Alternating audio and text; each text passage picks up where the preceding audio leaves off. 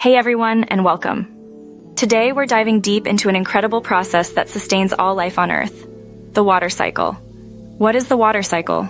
The water cycle, also known as the hydrologic cycle, is like a giant, never-ending journey for water.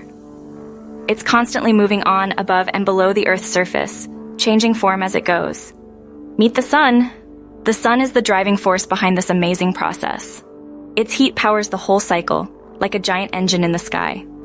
Step 1. Evaporation. Let's get steamy. Imagine a hot summer day. The sun beats down on a lake, heating the water.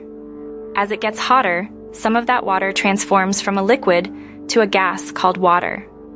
This process is called evaporations, happening in oceans, rivers, puddles, and even from your sweaty self on a hot day. Step 2. Transpiration. Plants sweating it out.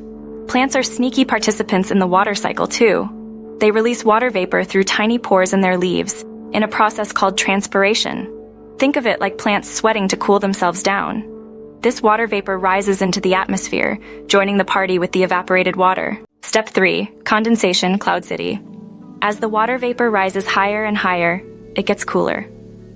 This cool air makes the water vapor condense around tiny dust particles, forming those fluffy white clouds we all love. Imagine millions of tiny water droplets coming together to build these cloud cities in the sky. Step 4. Precipitation. Rain, rain, go away, or come play. Sometimes the clouds get overloaded with water droplets. They get too heavy to stay up there, and that's when precipitation happens. The water droplets fall back to Earth in various forms, like rain, snow, sleet, or hail. Step 5. Collection. Where does it all go? When precipitation falls, some of it lands in oceans, lakes, and rivers, collecting back into the system. But some water does something different. Step 6. Infiltration, soaking it in. Some of the fallen water soaks into the ground, a process called infiltration. This water travels deep down and becomes groundwater, filling up underground reservoirs called aquifers. Step 7. Runoff, making its way back. The water that doesn't soak in or evaporate becomes runoff. It flows across the land, picking up things like soil and leaves. Eventually, this runoff joins rivers, streams, and lakes. And guess where it goes from there?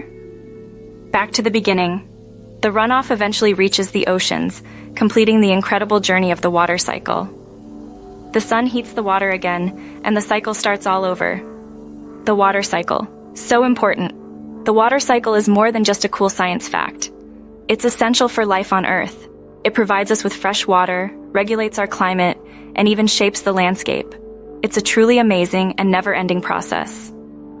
Thanks for joining us on this exploration of the water cycle.